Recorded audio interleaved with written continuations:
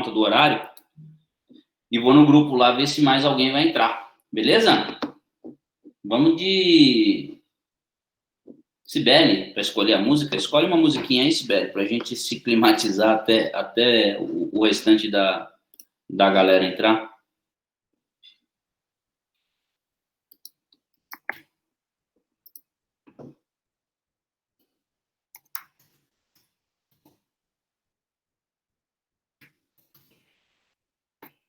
Não sabe?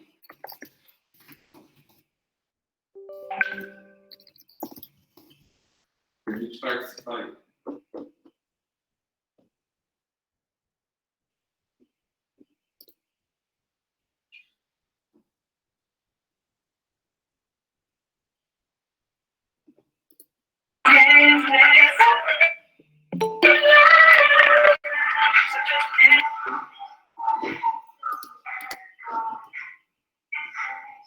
Vamos de Ana Sheila, então. Escolhe uma, Ana Sheila, pra gente.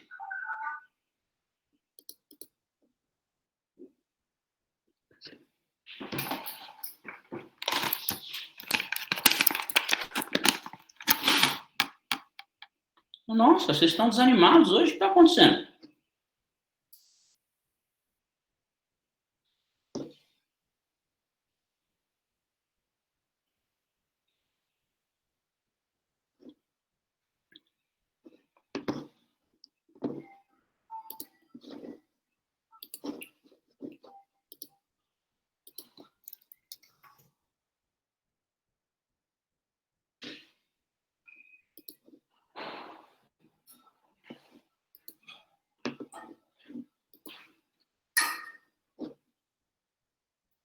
Valeu.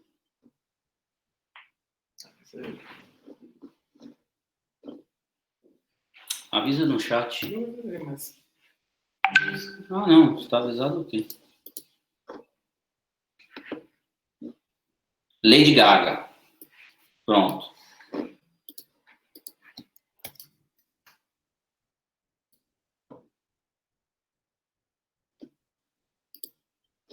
Legal, achei que a gente nunca tocou Lady Gaga, né?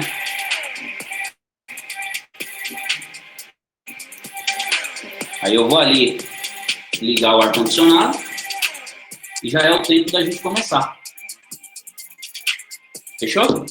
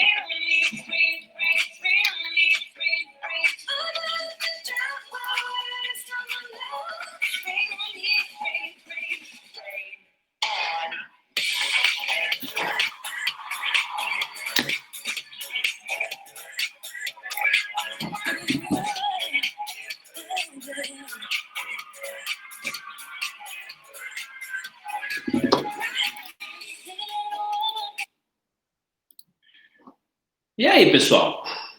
Beleza?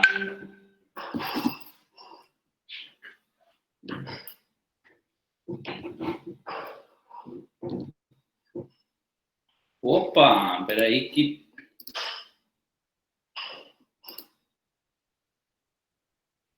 Deixa eu liberar a Márcia lá na outra sala. A gente já começa a nossa aqui.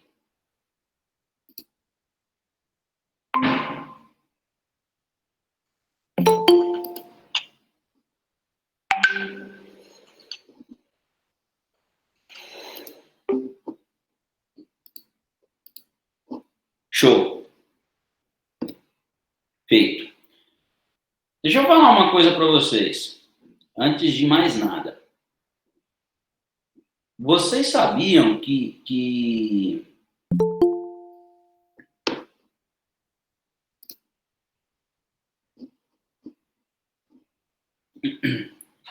quando vocês receberam a chamada, né, desse invite, essa aula nossa aqui pelo Google Meet, vocês receberam no e-mail de vocês um convite, né?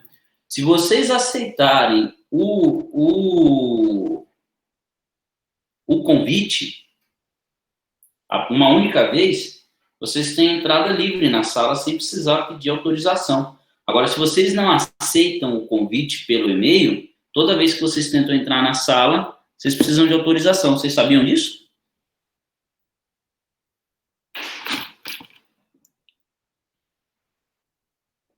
Pois é. Amanhã, que eu vou dar aula... Amanhã não. Sexta-feira eu vou dar aula para as duas turmas. Eu vou comentar isso lá com a turma do RH, porque na quarta-feira, dia de regra, acontece isso, né? A gente está aqui na nossa aula, mas eu tenho que dar uma pausa para ir liberar alguém na outra sala. Mas é porque eles não aceitam o convite pelo e-mail. Se aceitar pelo e-mail, tem entrada livre. Porque é uma série de eventos, né, que se repete. Quando você aceita uma única vez, você não precisa pedir autorização. É mais prático. Então, depois, vocês se atentem lá no e-mail de vocês, que deve ter o convite. Você consegue aceitar. Aceitou, tá liberado. Beleza? Combinado?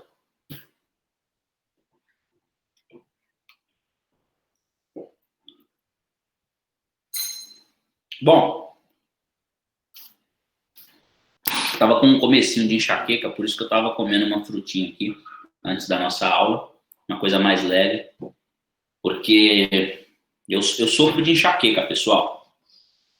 Quem foi meu aluno no semestre passado sabe, eu tenho, acho que 1, 2 crises no ano, não passa disso, mas quando vem, ela vem brava. Então, quando começa a parecer que vai me dar uma enxaqueca, eu já tomo um remédio, já começo a comer uma fruta, porque eu sei que senão a coisa fica séria, eu tenho que ir lá no hospital, tomar Decadron, não sei o quê. Nossa, é um inferno.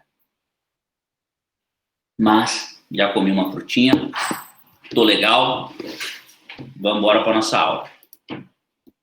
Hoje, nossa aula de número 4, né? Economia e mercado de capitais. Sala cheia. Vamos embora. Qual que é o nosso método? Vocês conhecem, né? A gente começa relembrando os principais tópicos abordados na aula passada, lembrando que esses tópicos que nós abordamos aqui no slide do Relembrando é uma colinha daquilo, um spoiler, né, daquilo que eu cobro em atividade que vale nota.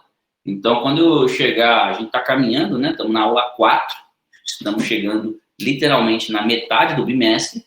Quando a gente chegar na aula 8, a gente já começa a entrar em conteúdo de revisão de prova, e para vocês estudarem para a prova, basta que vocês vejam esse conteúdo do Relembrando. O que eu cobro na prova sempre é o que está dentro desse slide, de maneira que você não tem um conteúdo muito denso para estudar, haja vista que vocês trabalham, têm uma vida corrida, e não é só a minha disciplina, vocês têm um monte de disciplinas, então eu acabo tentando facilitar a vida de vocês com esse resuminho mais tranquilo do que eu cobro na prova.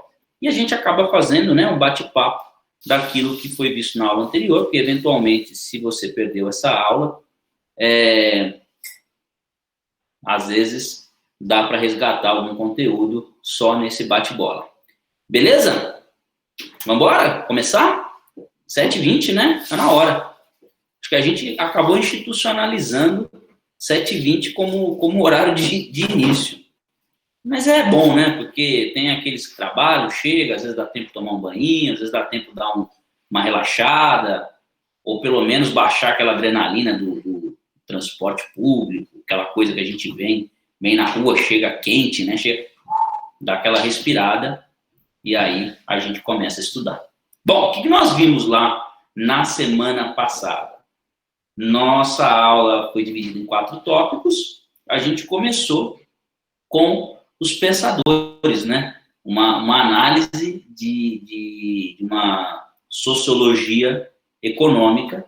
Utilizamos 2 pensadores, que foi o Max Weber e o Emile Durkheim. Por que, professor, nós usamos esses 2 pensadores, esses 2 sociólogos? Porque na aula retrasada, a aula de número 2, a gente estudou o Karl Marx. E o Karl Marx, o Max Weber e o Emile Durkheim formam aí os pais fundadores da sociologia.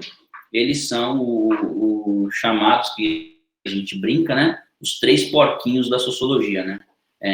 Todo o pensamento sociológico emana desses 3 autores, e por serem sociólogos, eles analisaram o comportamento das pessoas na sociedade, e nós fizemos uma análise desse pensamento, partindo, sobretudo, de uma visão econômica, as críticas à economia que foram feitas, num primeiro momento pelo Marx, num segundo momento da aula passada pelo Weber.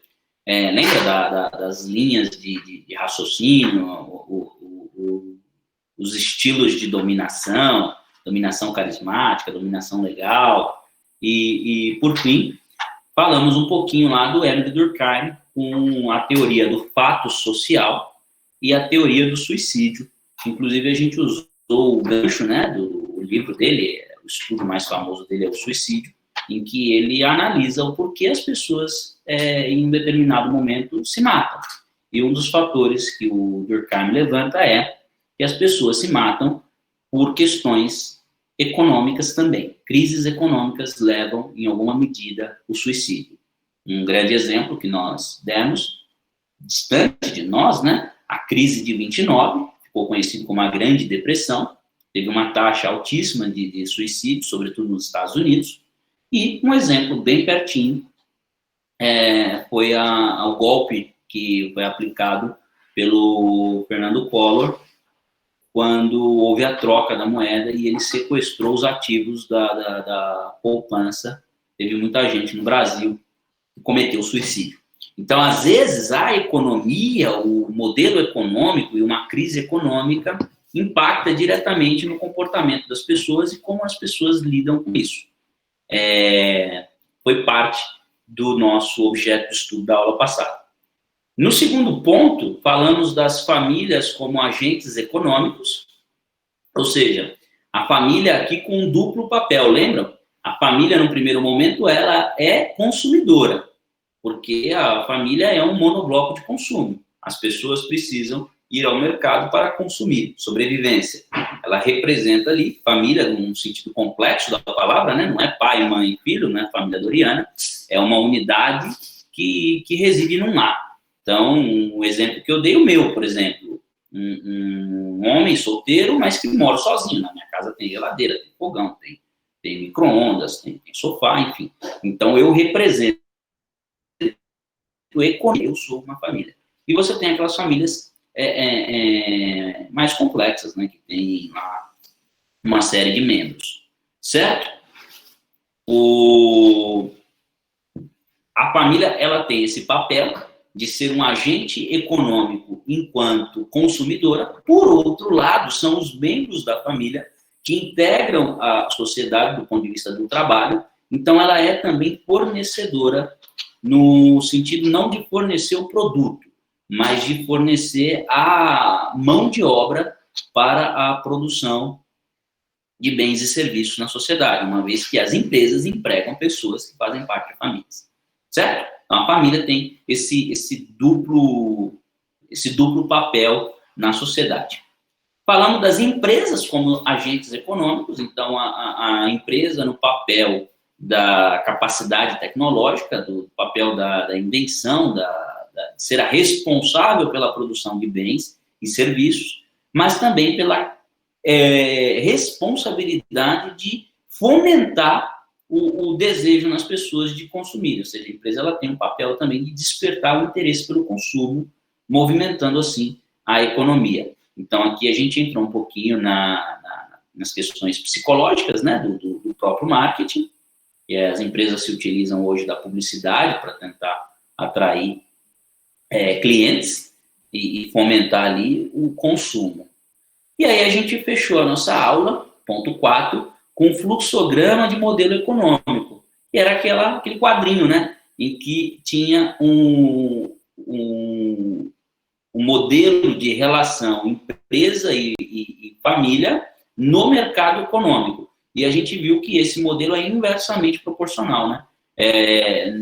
Uma medida, a empresa oferece para as famílias o trabalho, as famílias oferecem para as empresas a mão de obra para trabalhar, e depois as famílias levam esse recurso que é oriundo do trabalho para as empresas em forma de consumo, enquanto que as empresas devolvem. Então, o fluxo ele tem internamente o sentido horário e externamente o sentido anti-horário. Vocês lembram desse quadrinho? Se vocês não estão lembrados, visita o último PowerPoint o último slide do PowerPoint da aula passada, claro, antes da atividade, que a gente fecha com esse fluxograma do modelo econômico envolvendo empresas e famílias. Claro que quanto mais players nós tivermos no mercado, né, então entrariam aí o que a gente chamaria de stakeholders, né, o governo representando o Estado, o terceiro setor, são as entidades não governamentais, ou seja, você tem mais agentes econômicos que fazem circular bens e serviços. Porém, o fluxo é o mesmo, ele só se torna mais complexo devido ao aumento de players na cadeia produtiva. Mas ele sempre vai ter uma circulação horária e uma circulação anti-horária, porque senão o dinheiro não se movimenta dentro de um modelo econômico. Então, eu usei o fluxo compacto, família e empresa, para a gente poder entender esse movimento. Beleza? Até aqui tudo bem? Dúvidas, sugestões, críticas, angústias? Sim, não, talvez ou mais ou menos? E aí? E aí? E aí, Si? Marcos? Gabriel? Cláudia? Lucas? Siri? A Siri, pelo visto, está com dúvida. Guilherme, que chegou agora, pegou o bonde andando, mas acho que conseguiu entender o raciocínio. Tudo ok? Podemos avançar?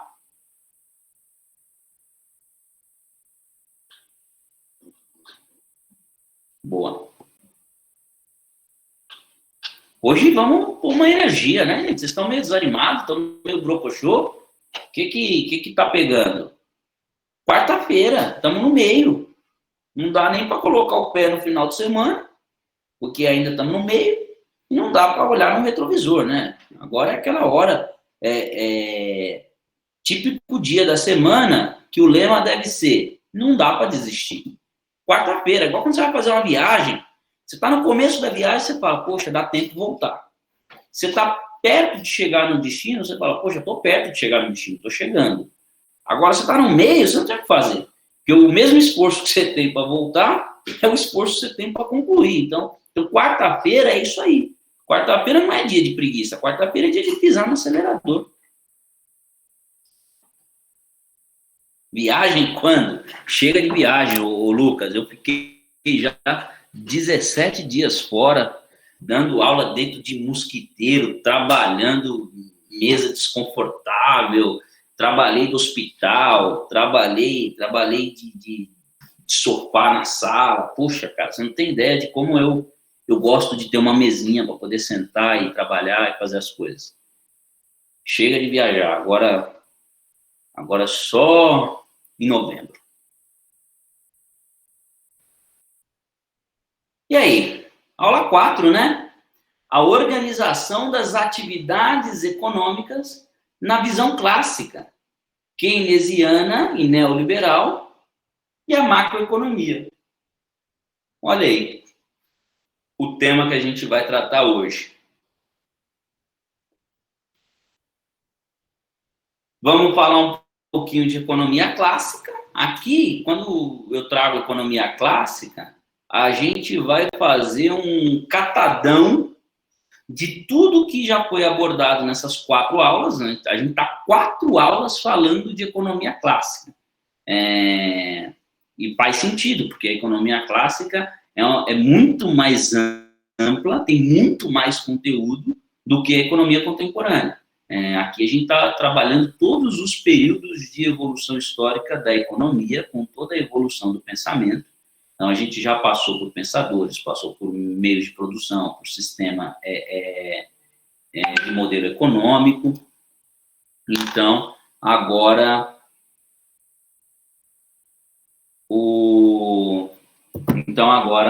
a gente vai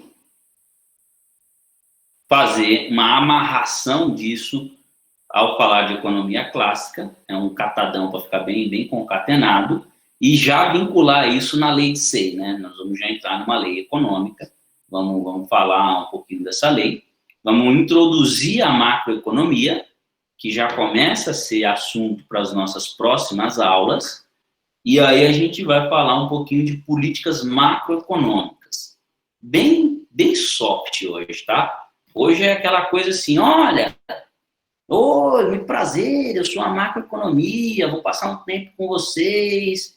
É uma coisa bem tranquila, a gente vai aprofundar esses temas nas próximas aulas, com toda certeza. A gente vai falar um pouquinho de produto, renda, poupança e despesas. E aí, por fim, a gente vai falar de estrutura macroeconômica e aí a gente fecha a nossa aula de hoje. Frase do dia. Ideias, e somente ideias, podem iluminar a escuridão. Olha aí, o Ludwig von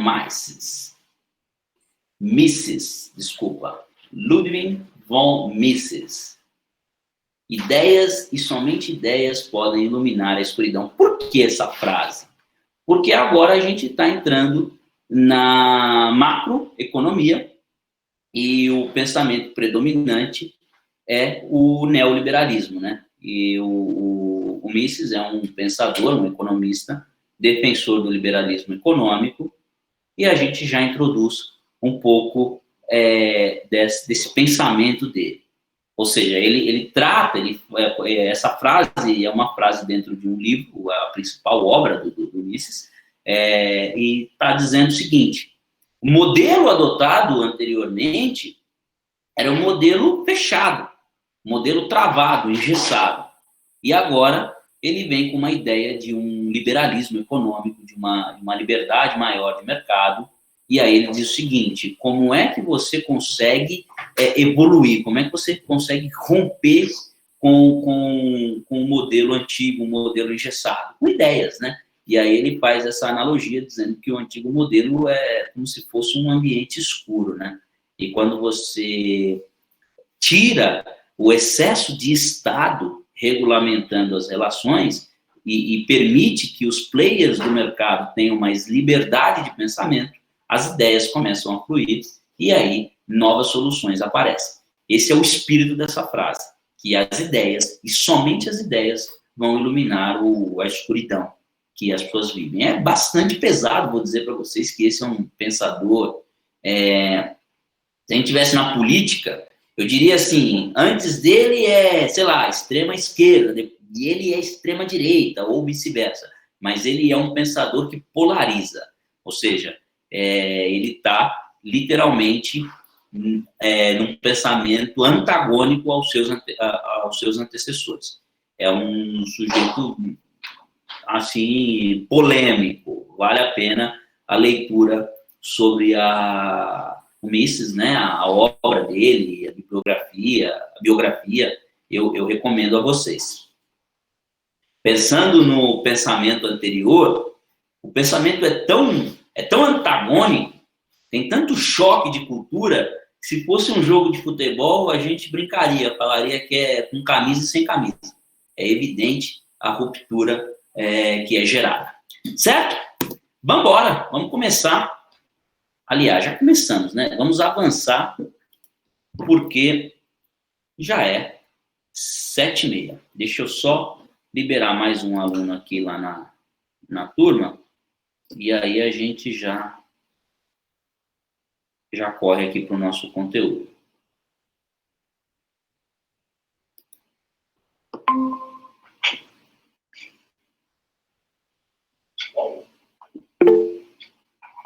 A Grazi disse que sim. Márcia, Evanilson. Aqui, ok.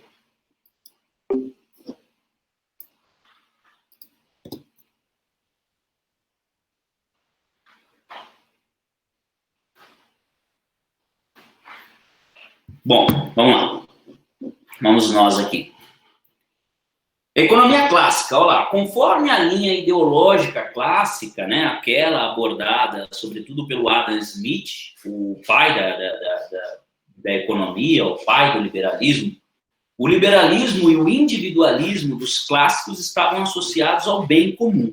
O Adam Smith, interessante, né, ele tem um pensamento liberal, ele é um sujeito que defende a economia livre, mas se chega a ser até antagônico, porque ele diz assim, que numa economia livre, eu acho que é aí que o Adam, ele acaba, ele é um entusiasta, vamos dizer assim.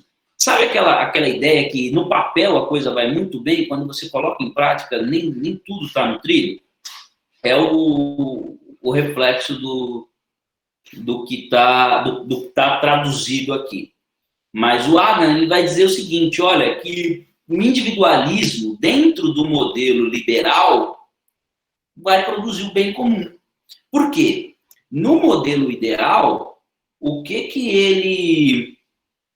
ele vai acreditar? Ele vai dizer o seguinte, olha, lembra, resgatando um pouquinho daquilo que a gente já falou, se cada um na sua individualidade perquirir os seus próprios sonhos, seus próprios objetivos, de um modo geral, com esse pensamento egoísta, a sociedade inteira evolui e você tem ali a produção da riqueza das nações, que é o clássico dele, né? Do Adam Smith. Só que o ponto é, gente, que na prática não é assim. Porque muitas vezes você batalha, até com esse pensamento egoísta, mas você não consegue conquistar. Porque o modelo vigente é o modelo capitalista. E o capitalismo se sustenta na exploração. Então, eu acho que o Adam Smith ele dá uma viajada nesse momento, em que ele diz que se cada um perquirir os seus próprios interesses, né, que é o pensamento individualista dentro do liberalismo econômico, haverá ali a produção de um bem comum, né, que alguns autores vão chamar isso ficou conhecido depois, se você quiser se aprofundar nisso, ficou conhecido como welfare state, né, é um estado de bem-estar social. E a coisa não rola, não funcionou bem. O que vigora é um outro modelo e não o modelo do welfare state. Bom, ele diz o seguinte, os homens, ao maximizarem a satisfação pessoal, com o mínimo de dispêndio ou esforço, estariam contribuindo para a obtenção do máximo bem-estar social. Então, ou seja, cada um buscando o seu, todo mundo ganha. É isso que ele está dizendo aqui no final do dia. Tal harmonização seria feita, segundo o Adam, por uma espécie de mão invisível. E aí ele diz o seguinte, tá, se cada um está buscando o seu pensamento, está buscando o seu sucesso por um pensamento egoísta, o que vai levar ao bem-estar geral, a um bem-estar social? Ou seja, o que leva o conjunto? Se o pensamento é individualista, ele vai dizer, cada um produzindo para si, você terá uma nação que terá riquezas. E uma nação rica tem um ambiente de bem-estar social. E quem produz isso, quem gera isso, é o próprio mercado, que ele chamou de mão invisível. Então, até aqui, eu acho que a gente já está batido. Legal. O que eu queria trazer para vocês de novo, né? Só para vocês entenderem a técnica, tá, gente? Quando a gente está dando uma aula do pensamento, por exemplo, liberal, usando o Adam Smith, o que eu tenho de fazer como professor é te contar a teoria dele com um certo entusiasmo, com uma certa empolgação, e você acaba sendo induzido a entrar nesse modelo racional, porque aí você aprende o que ele disse. No momento seguinte, é também função minha desconstruir aquilo que eu construí, porque são os críticos, né? A história funciona assim. O Adam Smith, ele traz uma teoria, essa teoria ela tem uma aderência no mercado, pensadores e gente no mundo todo passa a seguir o Adam Smith, mas, com o tempo, críticos observam que tem um furo, e aí aparecem as críticas, e nós chegamos nesse momento da história em que a liberdade econômica, o liberalismo econômico do Adam Smith encontra falhas. Qual é o pensamento dele? Olha, cada um buscando o seu, todo mundo ganha. O que trará um bem-estar geral é a mão invisível que opera o mercado. Só que aí o crítico da teoria do Adam Smith vai dizer, olha, beleza, mas o modelo aplicado, o modelo econômico vigente, e a gente já estudou o modelo econômico, né?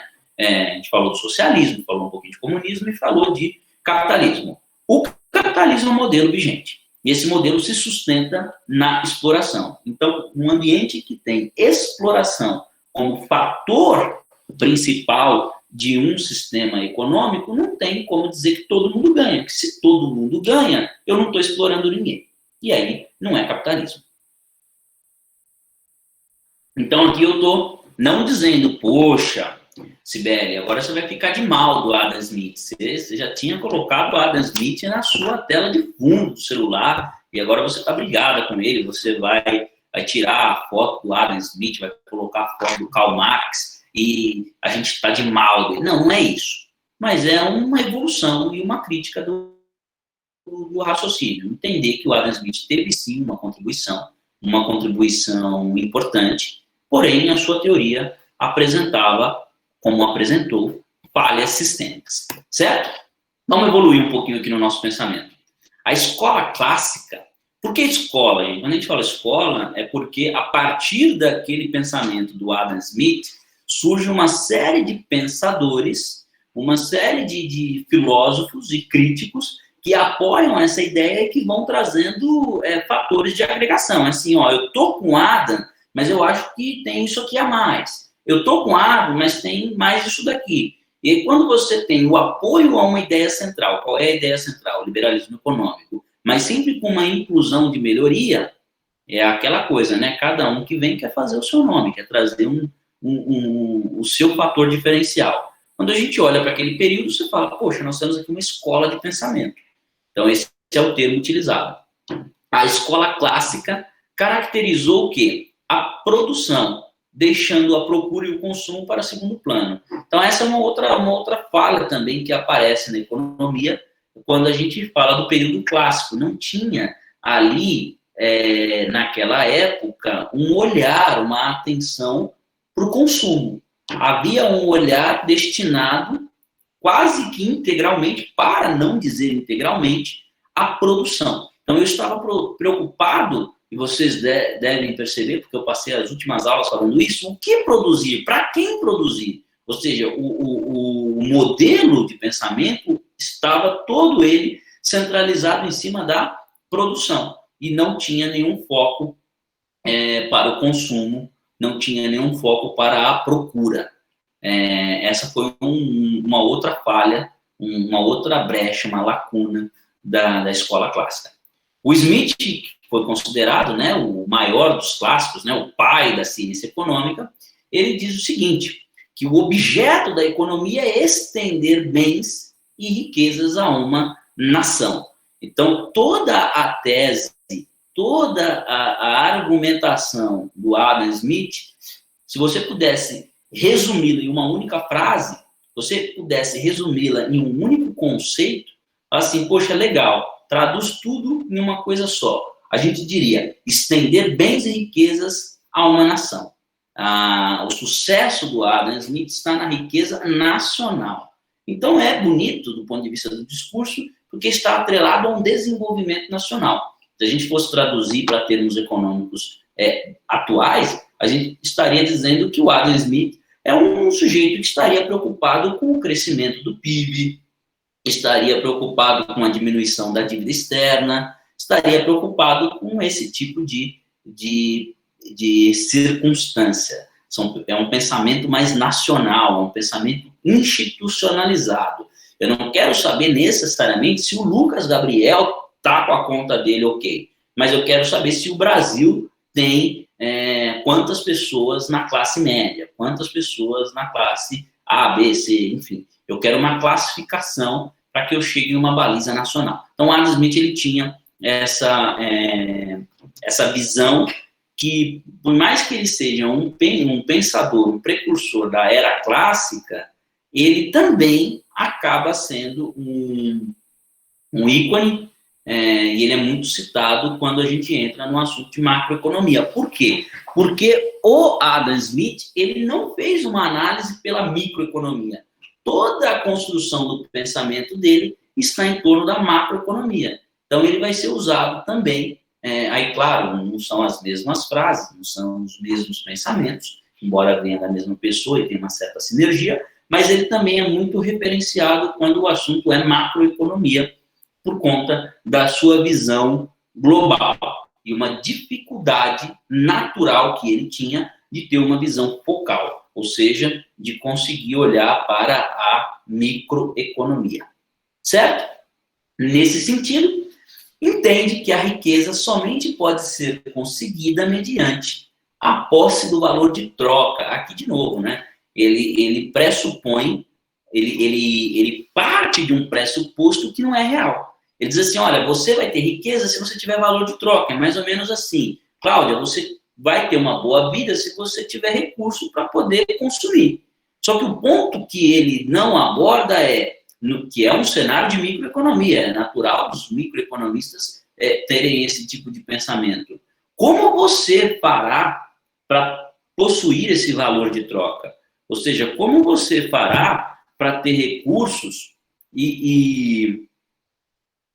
como você fará para ter recursos e conseguir estar no mercado consumindo? Ele não olha para isso. Ele diz o seguinte, se você tiver recursos, ou seja, partindo do pressuposto que você possui, você terá ali uma agregação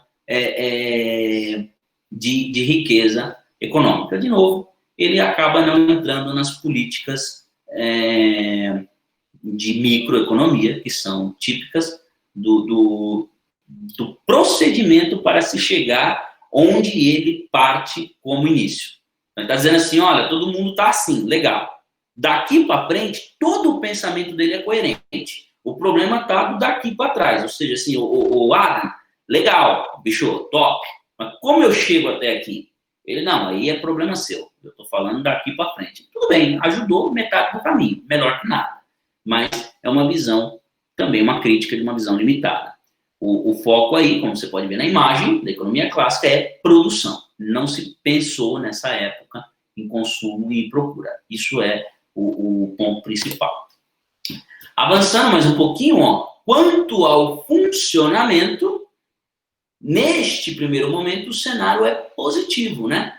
Por que positivo? Porque, aí de novo, você fala assim, professor, se você está fazendo tantas críticas ao modelo apresentado, por que essas críticas não foram feitas na época que o modelo foi apresentado? Aí eu trago a resposta para vocês aqui. Se fosse essa a pergunta.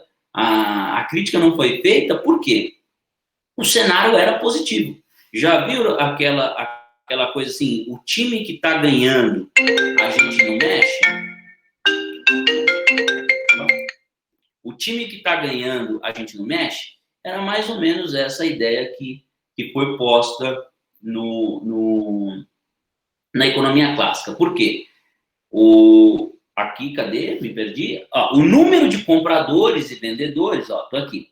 O número de compradores e vendedores que possuem a necessidade de busca eram maiores. Ou seja, a gente está num momento da economia em que o pensamento está todo ele voltado para a produção. Legal. Mas por que esse pensamento está concentrado na produção? Porque tem quem consuma. A gente está num movimento em que você não tem a quantidade de pessoas oferecendo produtos e serviços no mercado. A gente ainda não chegou na livre iniciativa. A gente ainda não chegou na livre concorrência. A gente ainda não chegou no mercado como não vou nem dizer hoje, mas ainda que seja um mercado de 30 anos atrás, a gente não chegou no mercado em que tem muitos players oferecendo produtos e serviços de tal maneira que quando eu queira comprar alguma coisa, eu posso escolher entre quem eu vou comprar, de quem eu vou comprar, por quanto eu vou comprar. Não, a gente está num momento em que eu tenho uma lista de desejos e poucas empresas produzindo. Então, qualquer empresa que produzir qualquer coisa, eu vou comprar, porque eu tenho um desejo de compra. E o mercado, embora ele tenha um amparo no liberalismo, ele ainda não está aquecido do ponto de vista da concorrência. Por isso, respondendo à própria crítica que eu acabo de fazer, esse não era naturalmente o pensamento que o Adam colocou na sua obra, porque não era um problema. E a gente não vai ficar imaginando que o Adam, poxa, antes de dormir, será que a gente vai ter um problema de concorrência? Será que a gente vai ter um problema de busca e procura, de tal forma que as empresas tenham que pensar na oferta e não só na produção? Não pensava isso porque não era um problema da época. Mas é uma lacuna na obra dele. Ou seja, se a gente quisesse essa resposta do Adam, ele não nos deu. Certo? A administração, lá, segundo o tópico do nosso PowerPoint, a administração do mercado é realizada pela mão invisível. Até aqui, nada de novo. Assim, os preços dos bens e serviços representam a dimensão das necessidades de utilidade dos consumidores. Ou seja, na medida em que eu quero muito algo, aquele algo se torna mais caro, se for algo escasso no mercado. Na medida em que eu não tenho interesse por aquilo, e aquilo está pulverizado no mercado em grande quantidade, aquilo naturalmente se torna um produto mais barato. É a lei da oferta e da procura. A gente já estudou essa lei em aulas passadas, eu não vou voltar neste conteúdo, a menos que vocês tenham dúvida e me mande aqui no chat, mas está superada. Oferta e demanda é uma lei que a gente já passou por ela. E o que o Adam colocou nessa lei, né, que ele chamou de mão invisível operando no mercado, é o seguinte, ó, o legado é laissez-faire. O que significa isso? Né? Aqui está no original. Uma tradução porca, né, uma tradução mais ou menos, seria deixa fazer, deixa passar. Vamos ver, se a gente fosse colocar aqui num ditado popular, seria faz vista grossa. Poxa, o mercado está fazendo isso, deixa fazer. E se der errado? Se der errado, deu errado. O próprio mercado vai ver que deu errado. E se alguém quebrar, deixa quebrar. E se alguém se endividar, deixa se endividar. A âncora do pensamento clássico é esse. Laissez-faire, deixa passar. Então, o pensamento está todo ele ancorado nessa premissa. Certo? E isso não é legal, porque você tem, por exemplo, em 1990, no Brasil, a crise do superendividamento do consumidor, que é um reflexo de um pensamento neoliberal. A gente já superou o liberalismo, passamos por algumas fases, e aí volta o liberalismo com algumas críticas. Nós chamaremos de neoliberalismo. Depois a gente vai entrar nisso com mais calma e vamos trabalhar os pilares do neoliberalismo. Mas só trazendo uma consequência negativa do laissez-faire é o seguinte: em 1990, no Brasil, essa coisa de liberdade econômica, nossa, ascensão para a classe média, lembra? O legado do governo, isso começou no governo Fernando Henrique, depois nos anos de 2000, 2010, mais ou menos, ali, mas nessa década, né, que entra ali o governo do PT, liderado ali pelo Lula, que era o então presidente, colocou aquela coisa assim: quantos brasileiros eu tirei da linha da pobreza e incluí na classe média? Nunca você teve uma classe média tão recheada, uma faixa muito, muito larga de pessoas consumindo. Era o que ele falava, né? O filho da faxineira está frequentando a universidade, o sujeito está agora O sujeito da construção civil está viajando para ver a família de avião. Tinha aquela coisa, né, do apelo de que algo que era antes considerado privilégio de uma classe mais elevada, agora passa a ser mais acessível para uma classe média, que era considerada a classe baixa. Então, essa ascensão, né, que veio sobretudo por conta de uma liberação de crédito para esse pessoal, ou seja, o cara da classe baixa, em 1998, em 1995, esse cara ele era pobre, mas ele tinha uma questão interessante. O banco não dava crédito para ele. Então, eu sou pobre, bato lá no Itaú, Bradesco, Caixa, Santander, não importa. Falo assim, olha, eu queria um cartão de crédito. O que o banco falava? Desculpa, cara, não tem cartão de crédito para você. Para você, acabou o cartão. Não tem. Você vai ter que voltar outra hora.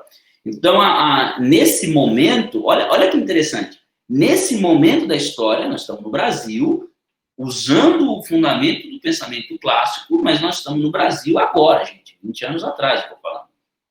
Nesse momento, você tem um consumidor que não tem acesso a crédito, então a classe baixa ela é mais patente, ou seja, eu sou pobre, e beleza, eu sou pobre porque eu não tenho acesso a crédito. Se eu não tenho acesso a crédito, eu não tenho como consumir. Se eu não consumo, eu sou dito pobre. Então, essa classe era mais evidente por conta do fator econômico, liberação de crédito, certo? É um movimento que algumas empresas que apostam no subcrédito começam a crescer. Alguém poderia me dar o exemplo de uma empresa que cresce nos anos 90 para 2000, início de 2000 até 2005, que cresce por conta dessa falta de crédito dos bancos para uma classe mais baixa? E aí? Quem consegue me dar o exemplo de alguma empresa que cresce apostando nesse mercado? Vamos dar... Não vou nem parar um minuto, vou dar, sei lá, uns 30 segundos para vocês pensarem e ver se vocês colocam alguma coisa aí. Aí a gente já fala.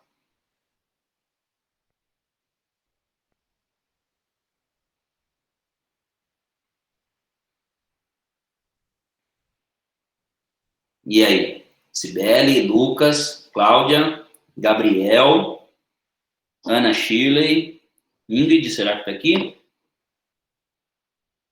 Marcos. E aí, galera? Participem. Nenhuma me vem à mente. Mas o raciocínio está ok até agora ou não? A empresa não vem à mente ou o exemplo parece distante? E aí?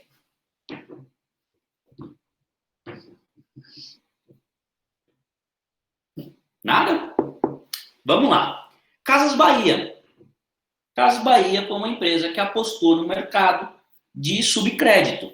Quando você tem a inclusão no Brasil daquilo que ficou conhecido como... Não, Guilherme. Os bancos, aí que está a grande sacada. Quando você precisa de crédito, você vai pedir crédito para quem? Hoje, via de regra. Quando eu preciso de crédito, eu vou pedir crédito para o banco. Eu sou correntista num banco, e aí eu chego lá no banco e falo, banco, me dá um crédito. Ele vai te dar um cartão de crédito. Ou, naquela época, um talão de cheque. Beleza? Isso é o crédito pela via normal. Uma instituição financeira está te concedendo crédito. O pobre, a classe baixa, chega no banco, bate na porta do banco, pede crédito e tem o crédito rejeitado. Por quê? Porque não tem garantia, não tem segurança. A gente ainda não tinha o conceito de score, mas se tivesse, seria um score baixo. Então, o que acontece? Quando você chega quando esse pobre chega no banco e não encontra crédito, o que acontece? Esse pobre tem dificuldade de ter acesso aos produtos no mercado. Por que ele tem dificuldade de ter acesso aos produtos no mercado? Porque ele não tem dinheiro para comprar à vista. Não consegue comprar a crédito, porque o banco não ofereceu para ele crédito. Então, ele fica meio vendido. Aí você pega uma empresa, por exemplo, como as Casas Bahia, e ela faz o seguinte, ela toma o dinheiro do banco, porque ela, sim, tem crédito, ela é superavitária, então ela vai no banco, ela consegue uma linha de crédito, ela abastece os seus estoques, ou seja, ela pega esse valor em crédito e compra tudo em produto, pega esses produtos e põe na rua. Como que ela põe na rua? Ela olha para o pobre e fala, pobre, você quer uma televisão? Qual é a forma que você consegue comprar televisão? É no carnê, em 48 vezes. Não tem problema, me paga em 48 vezes. Ela faz a conta, né, para que isso entre dentro de uns juros que pague o empréstimo que ela fez e ainda gere para ela um lucro, e ela aposta no mercado, colocando o estoque dela na rua e recebendo a prazo dessa classe, que é uma classe menos favorecida. O crediário. As empresas que apostam nesse mercado e que conseguem crédito com os bancos para financiar os seus clientes, são empresas que dão certo e se consolidam nessa época. Hoje, se as Casas Bahia fosse entrar no mercado hoje, provavelmente ela não daria certo, provavelmente ela seria mais uma dentre tantas outras. Por que ela foi um sucesso? Por que ela foi um grande case, uma grande empresa no cenário econômico? Porque ela apostou na contramão do mercado. Beleza? Então, essa é uma... Professor, tem um rapaz com uma pequena empresa de material para construção. Compra um que faz isso. Então, Lucas, o problema eu misturei a fala da Cláudia pela fala do Lucas. Cláudia, respondendo o seu primeiro. Compra um, paga dois. Assim, você está comprando é aquela coisa, você tem crédito? Você não tem. Você tem o dinheiro à vista? Não tem. Quando eu dou o produto na sua mão, te dou um carnê que não significa nada, você pode não pagar o carnê, e você já levou o produto, e eu paguei o produto. Então, quando eu faço isso para você, eu, Casas Bahia, empresa, eu estou comprando o risco. E o meu risco é muito alto. Então, quanto maior o risco, maior precisa ser o meu ganho. Por isso que você compra um e acaba pagando dois, porque ela ganha nessa operação. Só que, por outro lado, ela está apostando em você. Ninguém mais apostou em você. Todo mundo te rejeitou. Edu, libera a gente lá na sala. E aí, você tem que entrar com a minha conta, né? Tá. Aí, o que acontece? Ela aposta, então o risco acaba sendo maior, porém o ganho tem que ser proporcional. Já para o sujeito que o Lucas colocou aí, ele tem uma pequena empresa e ele faz isso, fora que ele dá acesso a produto que ninguém mais quer te vender. Esse é o ponto. Se você é uma pequena empresa, qual é o risco que ele corre? De chegar num determinado momento, todo o estoque dele está na rua. Daniel. Pois não. Posso te interromper um minutinho? Você consegue liberar lá para... Claro que eu consigo. Obrigado, viu, querido? Não por isso. É a Ana Luísa. Falou? Até mais. A mãe dela. Beleza. Boa aula para vocês. Tchau, tchau. Obrigado.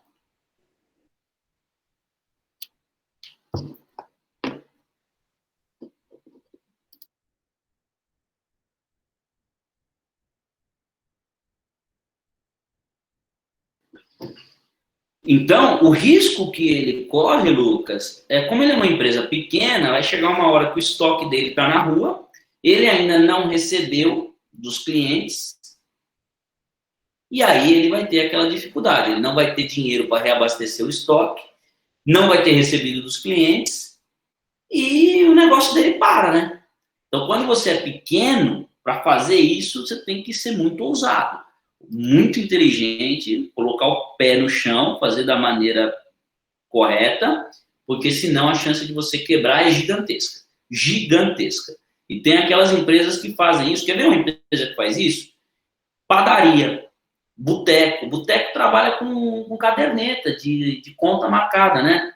Qual que é o risco do boteco? Se ele parar um mês, ele quebra no outro mês, ele não tem caixa. Ele trabalha com a conta totalmente corrente, né? Entrada, saída, entrada e saída, entrada e saída. Parou as entradas, você só tem a saída, você quebra. Quando veio a quarentena, no começo da quarentena, o primeiro mês levou 23% dos bares. Por que 23%? Olha que número alto. Por que 23% dos bares na capital? Porque eles vivem naquela linha eles vivem naquela linha de débito e crédito. Era só um pouquinho, gente. Deixa eu pedir aqui para pedir novamente a solicitação. Novamente. Não tem pedido de liberação.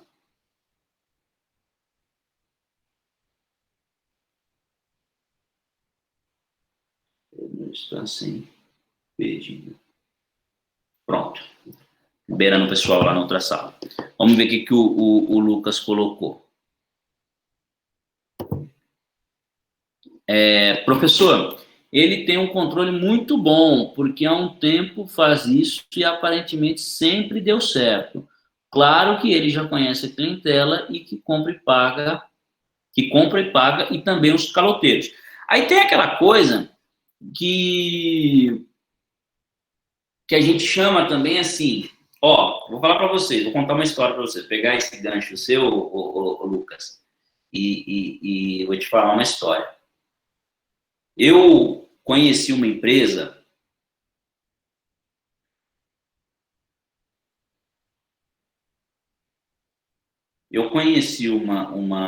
uma empresa, é uma universidade, e essa universidade tinha um reitor. O reitor se a gente tivesse numa empresa, a gente falaria o diretor. Como se trata de uma universidade, ambiente de ensino, o diretor lá é o reitor. Tinha um reitor nessa universidade e ele dominava ele tinha um know-how, né? Ele dominava aquela área, ele tinha bom relacionamento com os professores, ele sabia fazer a campanha de captação dos alunos, era um sujeito fenomenal. E eu vou falar para você, sabe como que ele controlava a empresa dele? Era uma faculdade, estou falando de uma faculdade. Ele controlava a faculdade num caderno de 10 matérias com caneta azul e vermelha. As entradas, o aluno pagou, ele marcava de azul. Opa, o aluno não pagou, ele ia lá e marcava de vermelho. Juro para vocês. O cara controlava um negócio num caderno de 10 matérias. O cara não tinha uma planilha de Excel. E a faculdade chegou no auge a ter 8.000 alunos. Assim, negócio federal, cidadezinha do interior, aquela coisa toda, beleza. Aí o que aconteceu? Esse cara, eu não sei se vocês sabem, mas as pessoas morrem. Esse cara morreu. Morreu. Quando ele morreu, ele deixou um patrimônio gigantesco. O prédio da faculdade era dele. Para vocês terem uma ideia, o principal curso dessa faculdade era o curso de dentista, odontologia.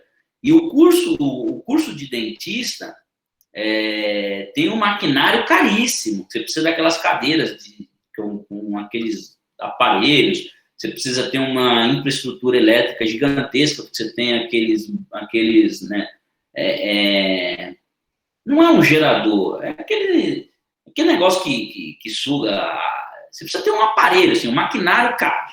Não vou falar besteira para vocês aqui, eu não sei. Mas é um maquinário muito caro. Muito caro. E o principal curso era esse. Então, ele deixou um patrimônio gigantesco. E o pessoal, o sugador, olha, e o pessoal que assumiu essa faculdade, que foi a filha dele e um sobrinho, chegou lá e falou, não, beleza, agora é só tocar o negócio que papai deixou. Quando eles foram olhar, não tinha sistema, não tinha controle, não tinha nada. Tinha um caderno de 10 matérias anotado lá na unha.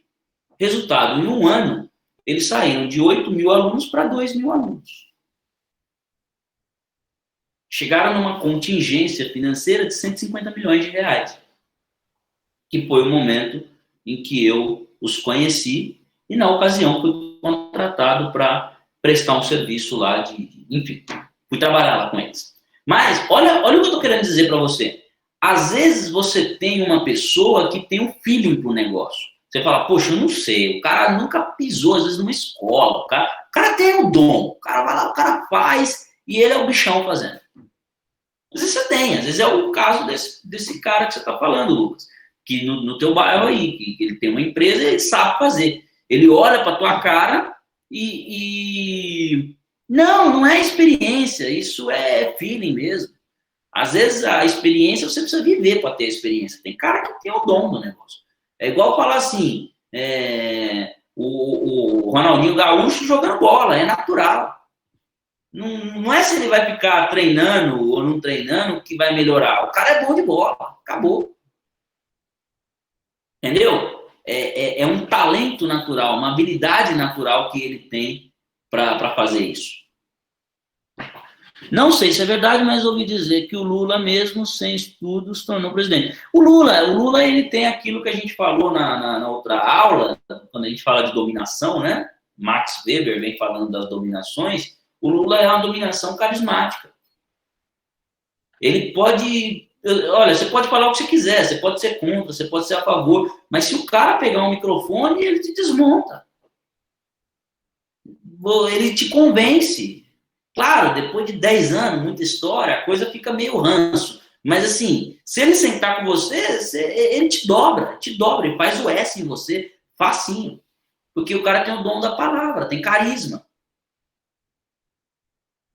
Então, esse tipo de situação é o que é um risco, porque assim, dá certo, mas é um monoproduto. Porque se esse cara morrer, será que os filhos dele vão conseguir tocar a loja no mesmo modelo? Talvez não, talvez quebre. Foi o que aconteceu Não aconteceu, né? Mas foi o que quase aconteceu com a faculdade que eu estou contando para vocês. Essa faculdade quase quebrou.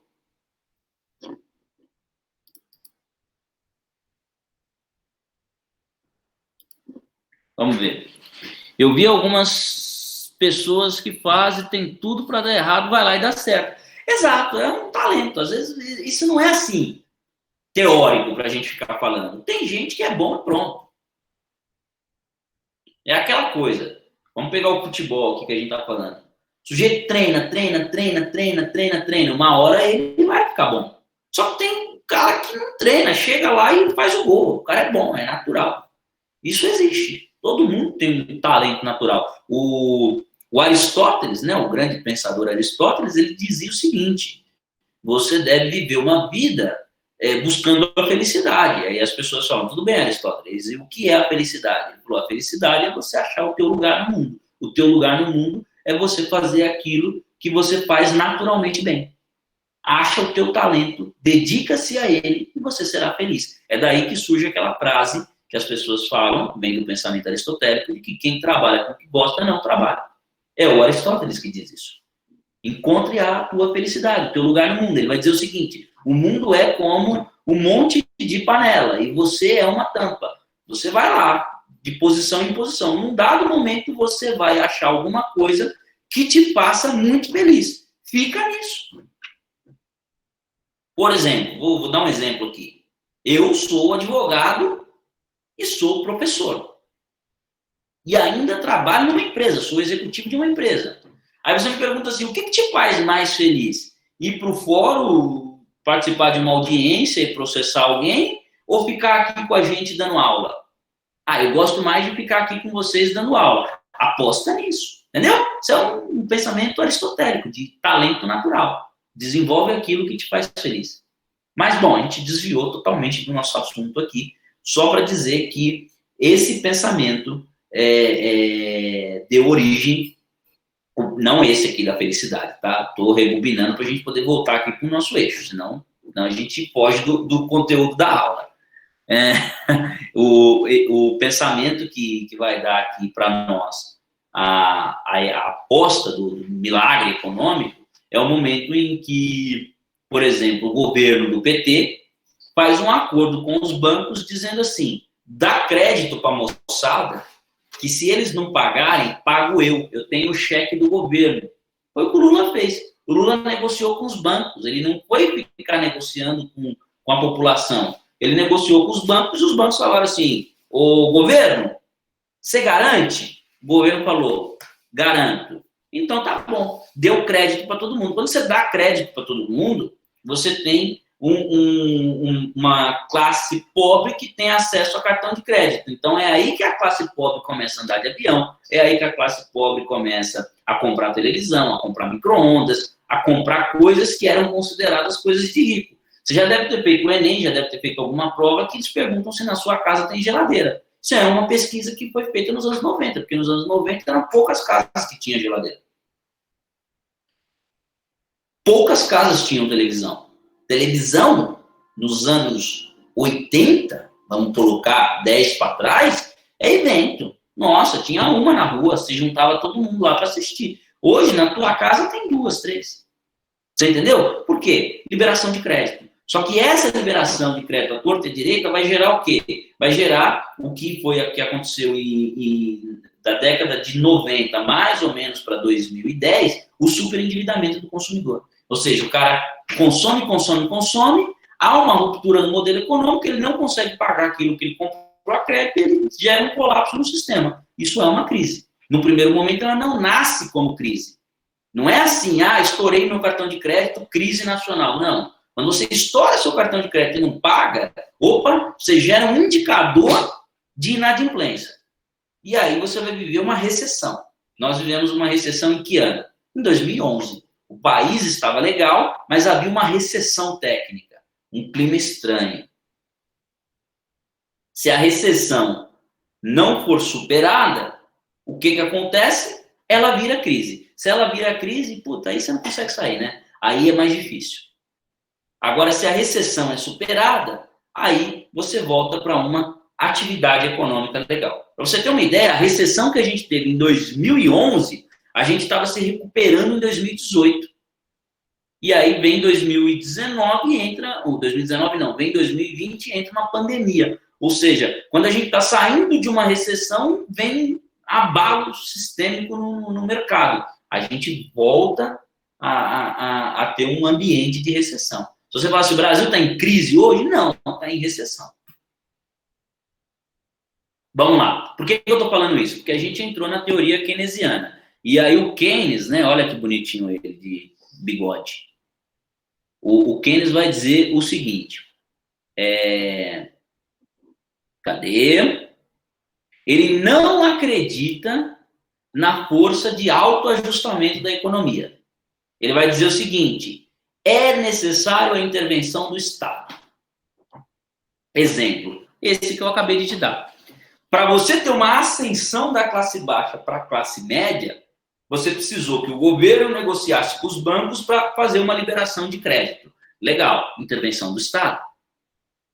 Quando você tem uma recessão técnica, que é aquele momento em que as pessoas estão tendo indícios de que elas não conseguirão pagar as suas contas, você precisa ter um Estado que atua. O que o Estado vai fazer? Ele precisa vir modular a inflação, o Estado precisa vir... O que aconteceu agora? O Estado acabou de delegar, acabou não, já tem meses, né? Mas acabou de delegar aos bancos uma queda de juros, porque nós estamos no meio de uma pandemia. Então, os juros do banco, por garantia estatal, subsídio de dinheiro público, os juros dos bancos estão menores. Tira o IOF, acaba com... Quer um exemplo? Como o Estado regula? O Lucas colocou aí que ele tira o IOF, né? Que é uma tributação, né? Vamos colocar uma coisa? Aumenta o IOF. Vamos supor, o Brasil está numa... Isso foi uma coisa que aconteceu na era Vargas, né? A sacada. Todo governante tem É o jeitinho brasileiro que a gente resolve os nossos problemas. O que acontece? Quando você tinha lá uma Alemanha produzindo geladeira, produzindo produtos elétricos, os primeiros eletrodomésticos, nós estamos aqui na era Vargas, tá, gente? Então você tem lá uma Alemanha, né, que era o símbolo da evolução tecnológica, e, na Alemanha tem geladeira na Alemanha. No Brasil, a gente não tem geladeira. A gente tem aquele sistema de armazenamento, aquela coisa tosca, né, tal. E aí você fala assim, poxa, eu vou começar a comprar os produtos da Alemanha, vou começar a importar. Aí os empresários brasileiros olham para o governo e falam assim, governo, nós vamos quebrar, porque os caras estão trazendo as coisas de fora. O que o governo faz? Pega a taxa de imposto de importação, joga lá em cima. Opa, como que eu vou comprar? Se o produto custa, um exemplo, 2.000, se eu mandar importar, ele fica 4. Ah, não vale a pena, vou comprar o produto nacional. Isso é um estímulo do consumo interno. Isso quando, eu estou falando de estímulo. Teve um período da era Vargas que ele fechou as portas do Brasil. Não entra nada aqui. Você só pode consumir produto interno. Tipo a Rússia fez isso, né? Durante um tempo era a União Soviética ainda. O único carro que tinha era aquele Lada. Vocês já viram esse carro, Lada? Puta, é um carro feio, quadrado, horrível. Só podia comprar esse carro, era o carro nacional. E o pessoal lá fora andando de BMW e tal. Não, tem que ter o Lada. Então, o que eu estou querendo dizer? O Keynes ele vai dizer o seguinte, a regulação da economia depende de intervenção estatal, porque se a gente deixar o sistema de autoajustamento, o sistema vai ruir. É aquela música, é aquela música que diz assim, e o resultado todo mundo já conhece. Quem está em cima sobe e quem está embaixo desce. Olha aí, um clássico brasileiro dizendo para nós, né, numa musicalidade, como funciona o modelo econômico do Adam Smith sem a regulação estatal. Quem está em cima sobe, ou seja, o rico cada vez fica mais rico. E o pobre cada vez fica mais pobre. Porque se o modelo é capitalista e o modelo é baseado na exploração, quanto mais eu exploro, mais recurso eu tenho. Quanto mais eu sou explorado, menos recurso eu tenho. Então, esse distanciamento social vai aumentando, aumentando, aumentando. Num dado momento, eu tenho tanto poder aquisitivo que eu passo a ter um pensamento dominante, eu passo a controlar o mercado. E chega uma hora que eu tenho tão pouco poder aquisitivo que eu trabalho para viver. É uma escravidão? Não diria, mas assim, quem é radical vai falar, nossa, é uma escravidão disfarçada. Eu não sou tão radical assim, não acho que seja isso. Mas é aquela coisa, você cria um ambiente de desigualdade, sim. E fica muito mais difícil de você conseguir vencer, no sentido de aquisição financeira, se você depende do salário para comer. Então, assim, poxa, eu não posso largar meu emprego, porque se eu largo meu emprego hoje, eu morro amanhã. É aquela coisa, você trabalha com a receita do mês. O Keynes vai dizer, se você deixar o Adam Smith tocando o barco, é isso que vai acontecer. Ele é um sujeito que confia na economia. Ok, top. Só que a economia trabalha para o dinheiro, a economia trabalha para a riqueza. E o dinheiro não aceita desaforo. Então, quem tem dinheiro vai ganhar dinheiro, quem não tem vai só perder. Aí o Keynes vai dizer, olha, precisa do Estado. O Estado precisa, primeiro, definir marcos regulatórios. O Estado vai dizer assim, olha, até aqui você não pode mais. Já viram uma coisa chamada antitrust? É a proibição de excesso de dominação. Por exemplo, uma empresa ela tem um limite de crescimento. Chega uma hora que a empresa não pode mais crescer. O Estado proíbe ela de crescer.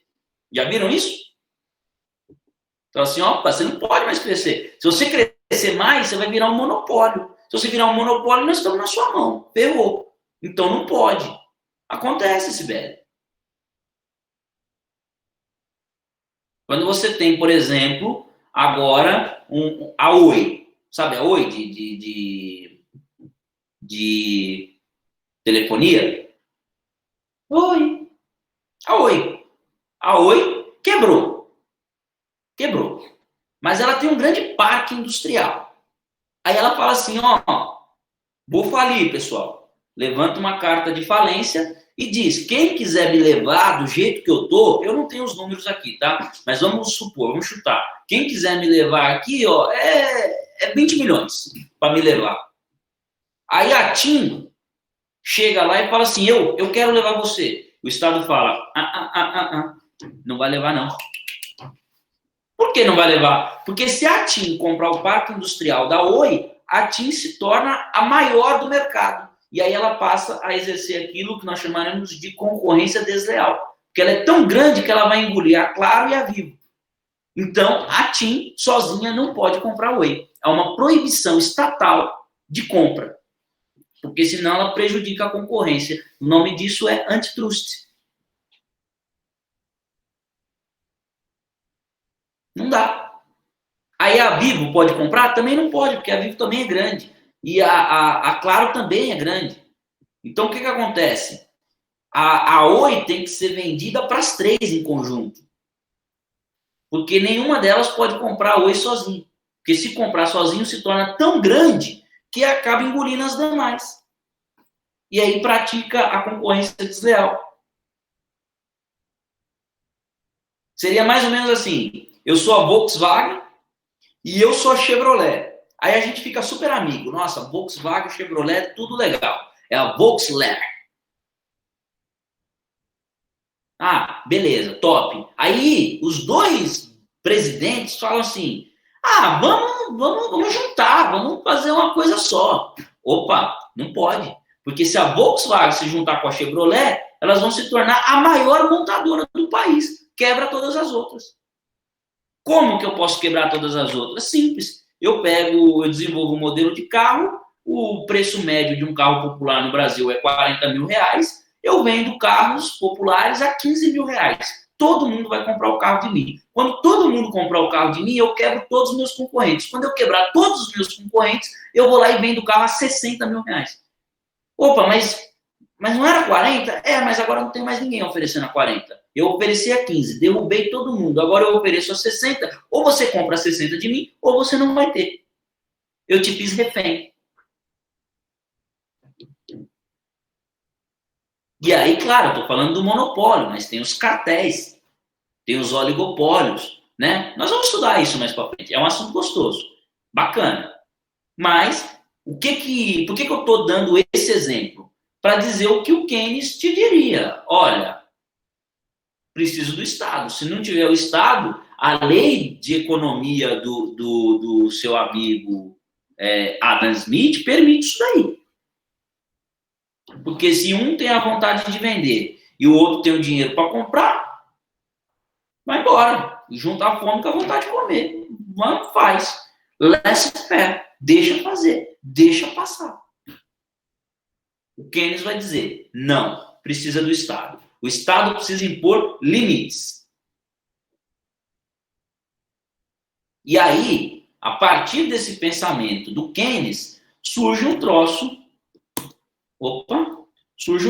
que ficou conhecido como a lei de Say. Também conhecida como lei dos mercados.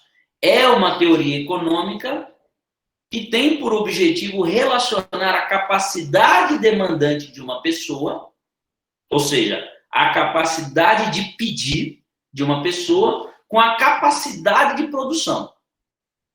Ou seja, nós somos capazes de consumir quando antes, com o nosso trabalho, produzimos algo cujo valor de mercado seja equivalente. Na prática, indica que o propósito do nosso ofício não é criar resultados para o nosso próprio uso, mas sim ofertá-los a terceiro e, a partir disso, conseguir comprar o que foi produzido por outras pessoas. O Say é maluco.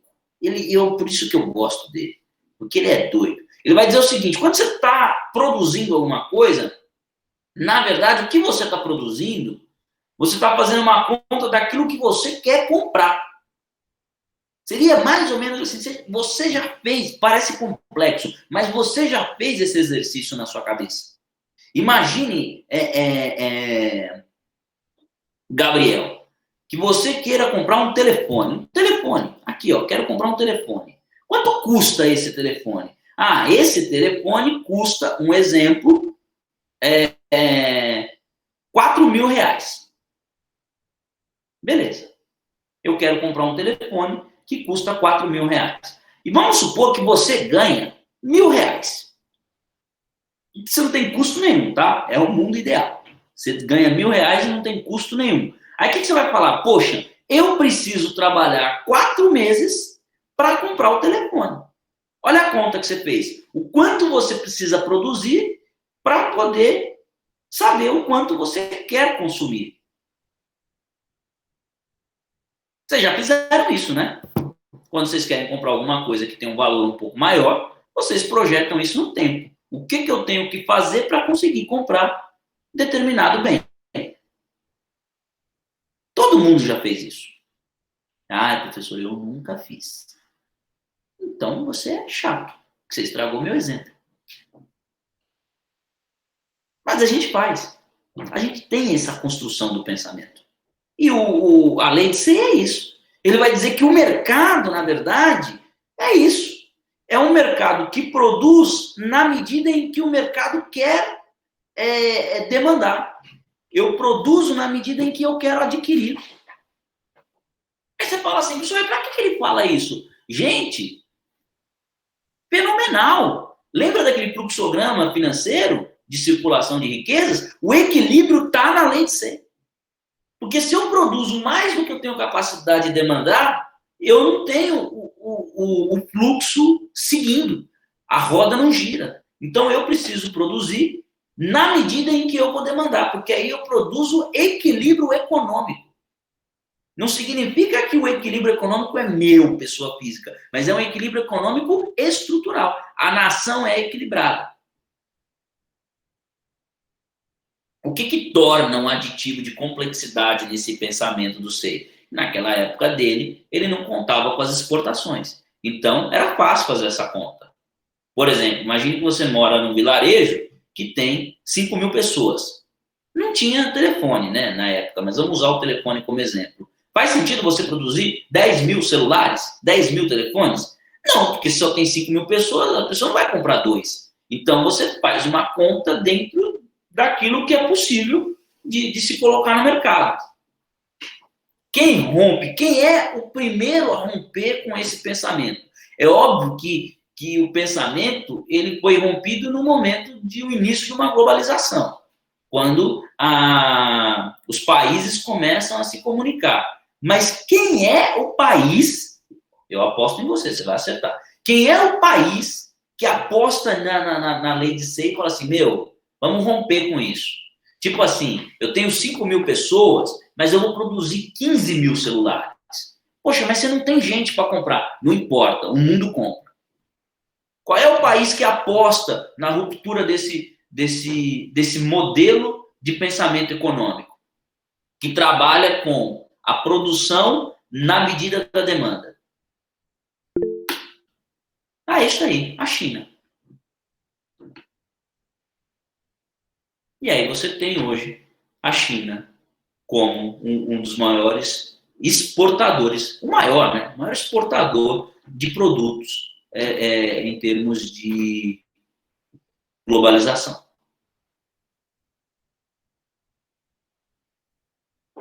Certo?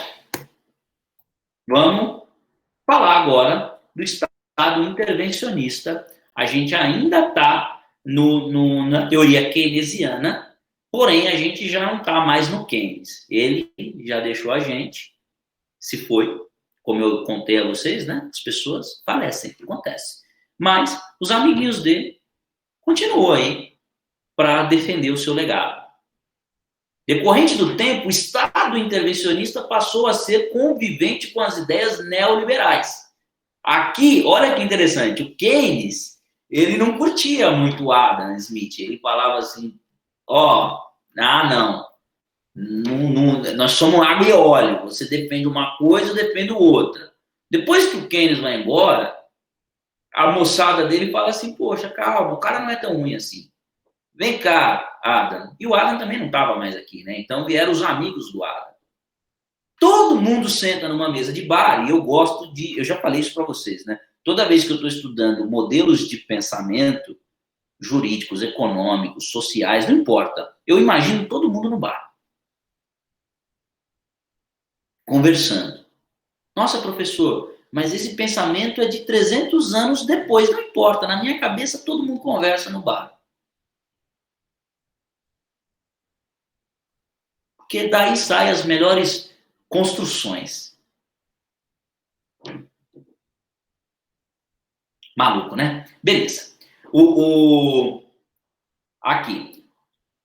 Os neoliberais, né, eles começam a conviver com o pensamento intervencionista do legado de Keynes, né? Então, assim, a turma de um e a turma de outro acabam se juntando para... precisa liberar mais lá na técnica de área. A turma de um e a turma do outro começa a conviver e falar assim, olha, peraí, dá para rolar.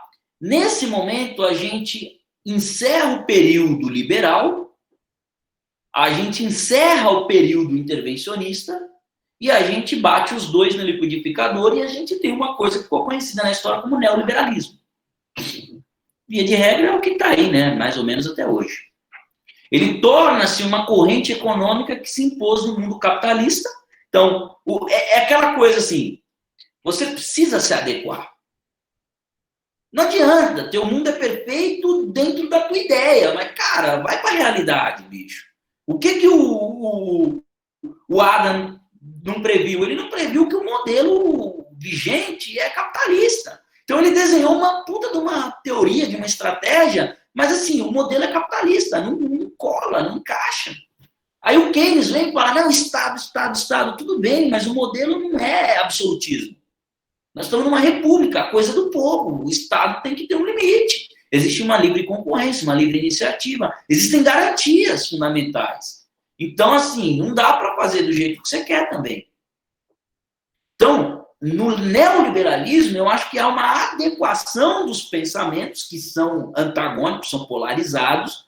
Eles são, nesse momento, a gente bate eles no liquidificador e fala, bicho, temos que fazer do jeito que dá. O modelo vigente econômico, qual é? Qual é o sistema econômico vigente? Capitalismo. Beleza. Tem Estado? Tem Estado.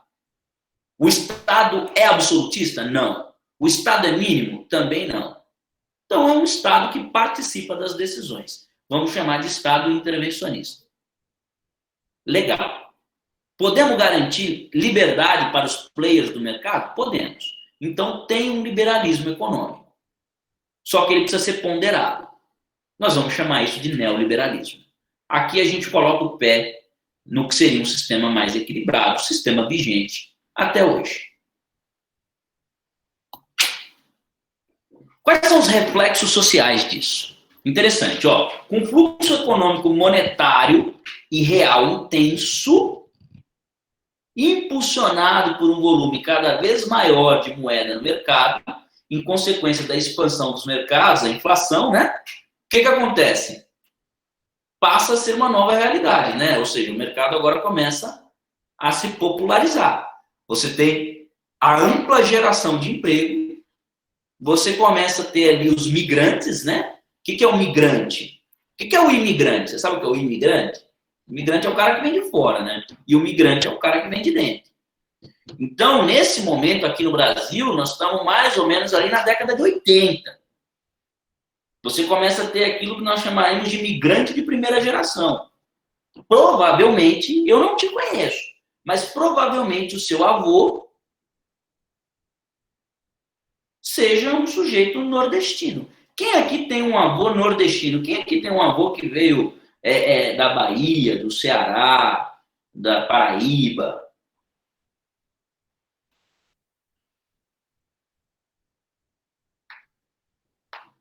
Aí. 1, 2, 3. Nossa, professor, como você faz isso?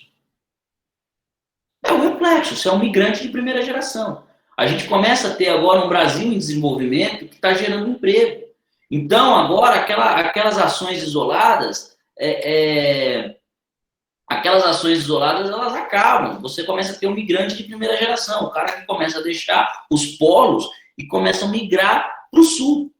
O cara vai saindo lá do Nordeste e vai descendo. Você tem um aumento da construção civil. Você tem aquela locomotiva do Brasil, né? Você tem a política do café com leite. Você tem São Paulo e Minas Gerais ali numa intensa relação econômica, quase que puxando o Brasil. E os reflexos da produção econômica que é gerada entre esses dois estados está dando aso à construção civil em São Paulo. Está dando asa à construção civil em Goiás. Está dando asa à construção civil no Mato Grosso. Então, você começa a ter o pessoal descendo, porque a concentração maior populacional era no Nordeste. Em função do quê? Das condições climáticas. Onde estão as melhores fazendas? Não o café, né, que está aqui. Mas eu estou falando de produção. É no Sul e no Nordeste. Então, nesse momento da história, por conta desse período em que esse modelo, início de neoliberalismo, foi implementado, você tem uma explosão social. Só que, em contrapartida, o que acontece? Você tem lá um nível de desemprego baixo, porque o mercado está superaquecido, e o neoliberalismo atribui ao Estado as diversas ações para tentar trazer equilíbrio de mercado, ou seja, você começa a ter as políticas. Nesse momento começa a surgir coisas como Bolsa Família, como planos do governo,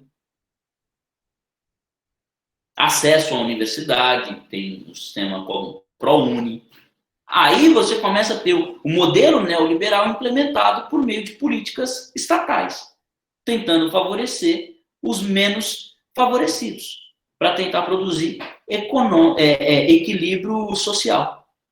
Porque o neoliberalismo, embora ele tenha as bases liberais, é um modelo que depende de welfare state. A gente volta para aquela ideia do bem-estar social, e não de workforce national state, que era o modelo do liberalismo puro. Dessa forma, lá, finalzinho, o Estado consegue reduzir a sua intervenção econômica. Aqui a gente não está falando de Estado mínimo, a gente está falando de um Estado que não interfere tanto, mas que tem interferência. Qual é a principal interferência do Estado? O Estado mínimo é aquele Estado que fecha o olho. O Estado máximo, absolutista, é aquele Estado que precisa participar de tudo. O Estado que nós estamos falando aqui é um Estado que define marcos regulatórios. Ou seja, antes da gente começar a jogar o jogo, eu vou dizer, você pode vir até aqui. Pronto, essa é a participação do Estado. Daqui para baixo, a livre iniciativa faz o que quiser. Daqui para cima, o Estado começa a colocar punição, proibição, vedação, multas. Beleza? E aí você tem um crescimento do produto interno bruto. Macroeconomia. A macroeconomia tem aqui a finalidade de estudar a economia como um todo, analisando a determinação e o comportamento dos grandes agregados. Quais são os grandes agregados? Que é aqui uma herança da ideologia keynesiana, ó, e os neoliberalistas. Então, quando nós passamos por essa evolução do pensamento clássico, entramos no pensamento liberal, no pensamento intervencionista, e a gente chega no neoliberalismo, a gente chega no modelo como ele está posto hoje, atualmente. E aí a gente começa a olhar para a economia de uma maneira nacional. Quais são os produtos da economia? Os agregados da economia. Vejamos aqui.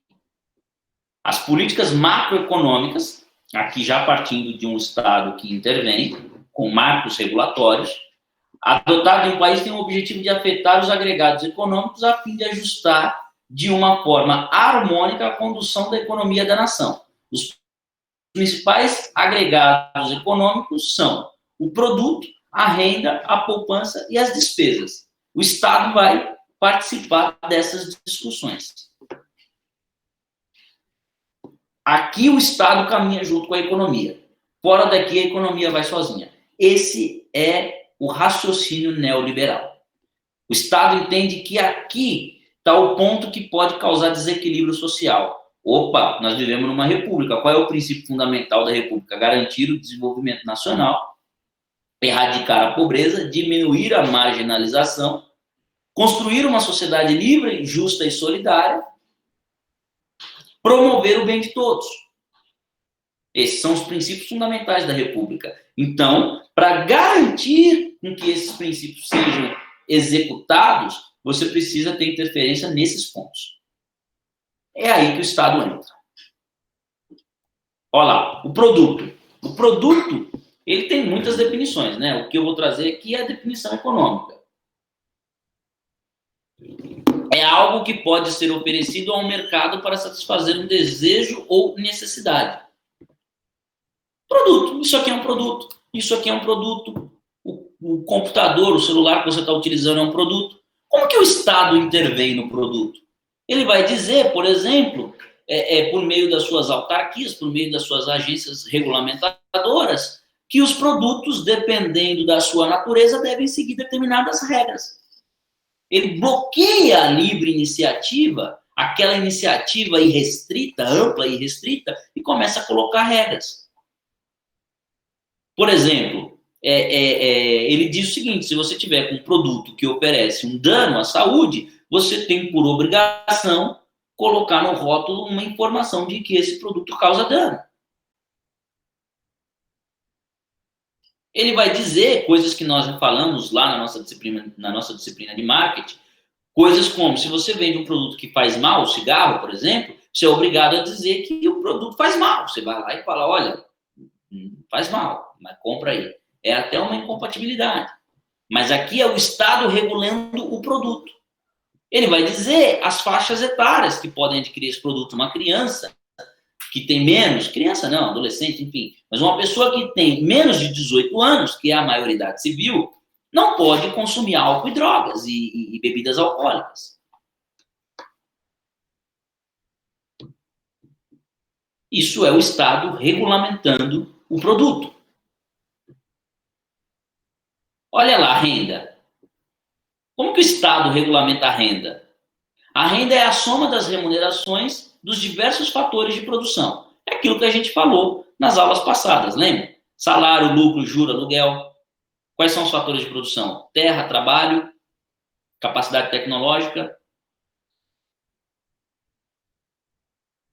A renda da economia é a soma das rendas associadas a todos os bens e serviços gerados em determinado ano. Isso forma o quê? O PIB.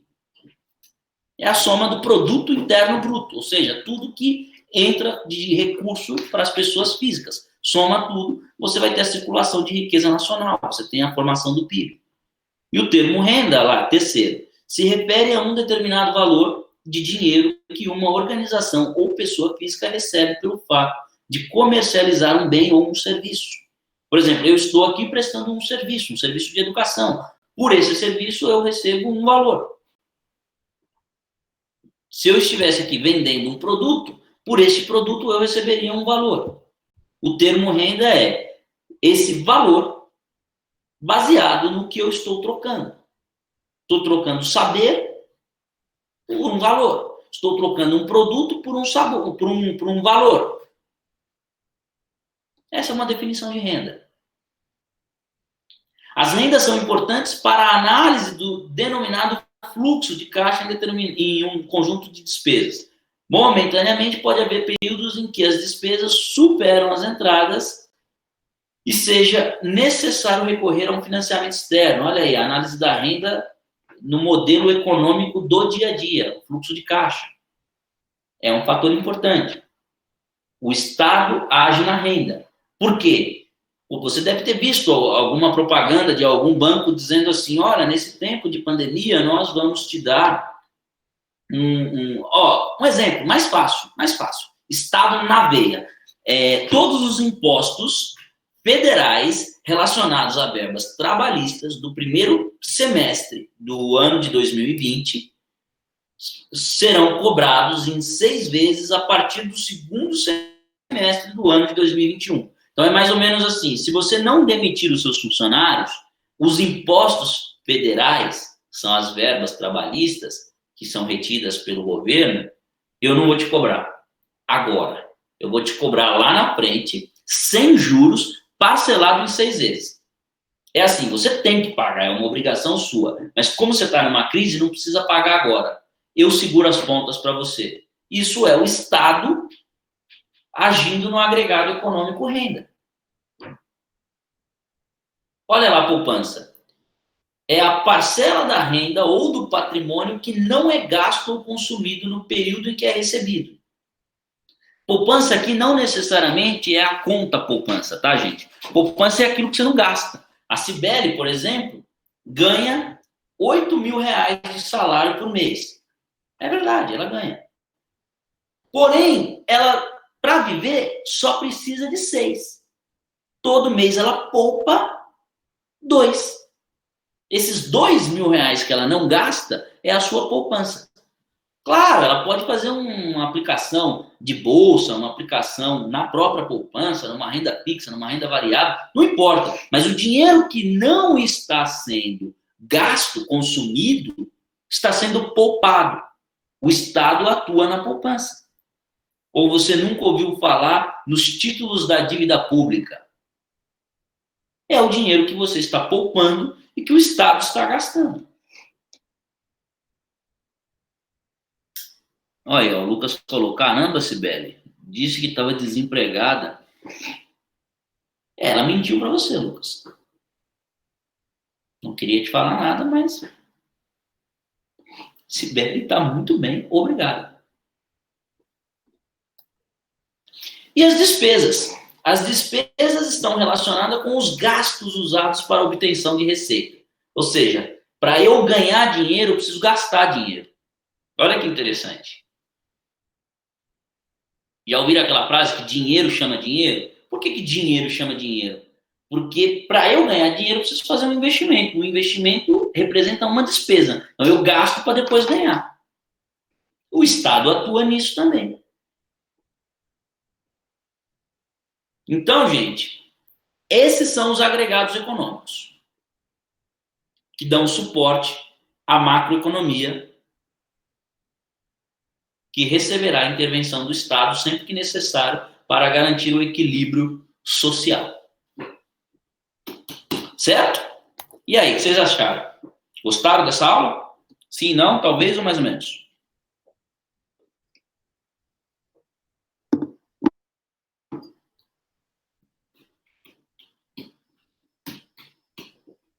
Boa. Vamos fazer uma lição?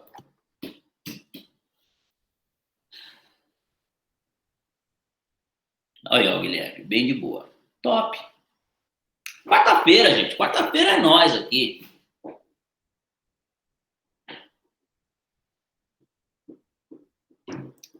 Decorrente do tempo, o Estado intervencionista passou a ser convivente com as ideias neoliberais. Fresquinho, né? Acabamos de falar disso.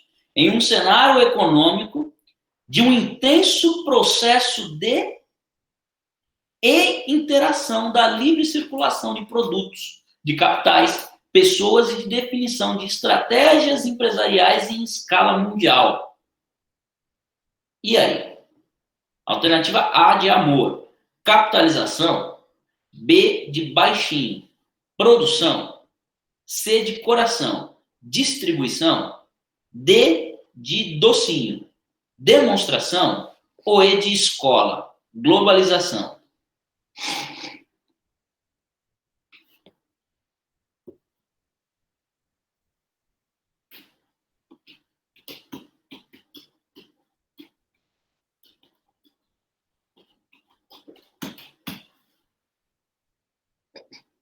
Lucas vai de E, de escola. O Gui vai de A, de amor.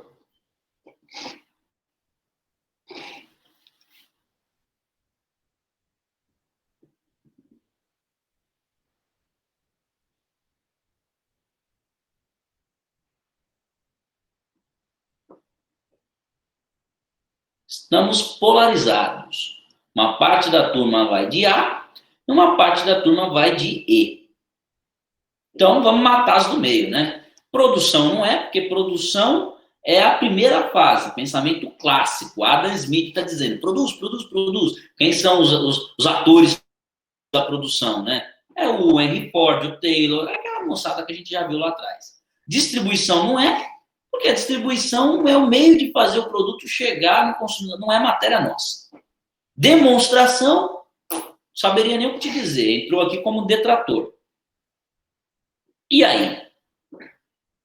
Capitalização ou globalização?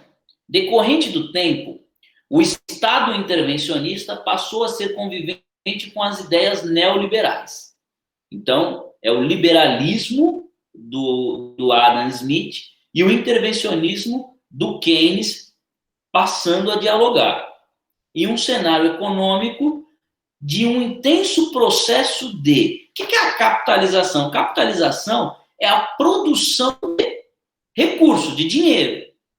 A gente não está falando de capitalização, porque a gente não está produzindo dinheiro nesse momento. A gente não está capitalizando o Estado. A gente está integrando o Estado numa economia mundial. É aquela aposta de você romper com a lei de Say e conseguir produzir mais do que a sua capacidade demandante. Então, a gente passa por um intenso processo de globalização. É o momento em que você tem as portas abertas. Você tem, por exemplo, um Brasil se relacionando com a China, um Brasil se relacionando com os Estados Unidos. Você tem as fronteiras do país abertas. Por quê? Porque no período anterior você tinha isso fechado. Intervencionismo do Estado. Hoje o Estado intervém com marcos regulatórios. Então você não consegue, se você quiser comprar hoje um produto internacional, você consegue. Basta você se sujeitar ao dólar. Mas não tem, por exemplo, uma alta taxa de IOF para você não comprar. Não tem isso. O Estado não chega nesse ponto. Tem o Brasil comprando vacina da China e uma China comprando vacina da Rússia. Globalização. A alternativa correta e de escola. E a pergunta clássica que eu faço toda a aula. Quem acertou, entendeu por que acertou? Quem errou, entendeu por que errou? Mais importante do que acertar é entender por que acertou. Mais importante do que errar é entender onde errou. Que aí a coisa passa a fazer sentido.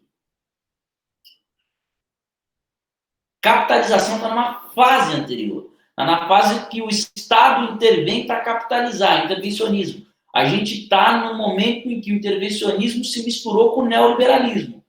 Deixa o mercado. Como que o mercado vai sobreviver? Se vira. É um exemplo disso? A China, já que o Lucas mencionou a China passa por um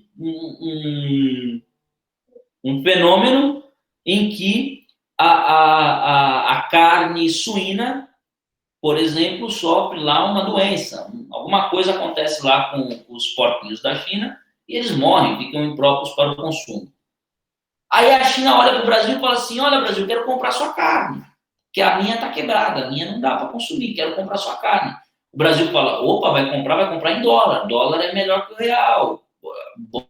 Exporta carne para caramba para a China. O que acontece com o mercado interno? Fica desabastecido. Você vai no açougue, a carne está mais cara. Mas, num plano de macroeconomia, o que os governantes vão dizer? O Brasil está excelente, está me exportando. Está tendo a entrada de capital externo. Capital externo é capital valorizado, é dólar. 5-1, poxa, exporta mesmo. Você se ferrou, porque você foi comprar carne no açougue e vai pagar uma carne mais cara. Mas o Brasil evolui. O que é isso? Macroeconomia. Globalização. Isso é o efeito da globalização. Show? Show. Vou pular isso aqui, em função do tempo, e vou deixar o para pensar e responder. O que eu gostaria que vocês me dissessem lá na atividade? Qual a finalidade da macroeconomia? Para que ela serve? Eu quase que dei um spoiler dessa resposta agora para vocês. Como que é aquela música? Quem pegou, pegou. Quem não pegou, não pega mais. Galera, obrigado pela sua audiência. Eu adoro passar as minhas noites de quarta-feira com vocês. Até esqueci que eu estava com dor de cabeça. Vocês são alunos maravilhosos, atentos, esforçados, participativos. Eu gosto muito de dar aula para vocês. Fique aqui com o meu carinho, meu boa noite. E até a nossa próxima aula. Não se esqueçam, façam as atividades no ABA. Vão lá, respondam os exercícios, façam aqui o para pensar e responder, porque senão depois vocês vão acabar perdendo essa nota. Essa nota tem peso 4. Beleza? Boa noite.